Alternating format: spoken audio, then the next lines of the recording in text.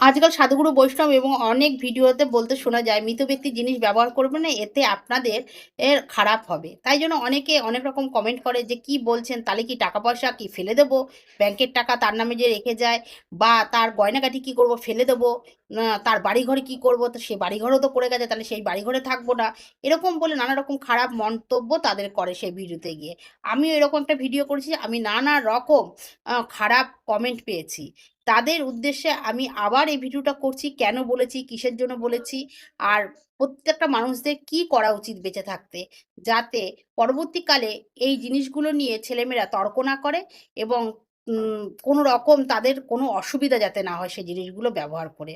তাই বেঁচে থাকতে আপনার প্রয়োজনীয় যত জিনিসপত্র আছে, সেগুলো আপনি কাউর না কাউর নামে রেখে যাবেন।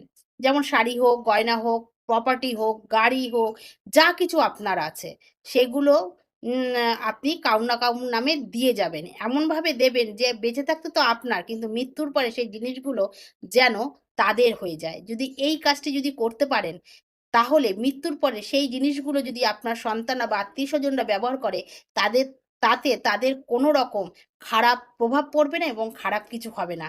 এমনকি তারা অশান্তিও পরস্পরের সাথে করবে না। কেন আপনি আগের থেকেই সেই জিনিসগুলো দিয়ে গেছেন। এখানে তাদের আর কিছু বলার থাকবে না। তাই জন্য অবশ্যই এই কাজটি করবেন।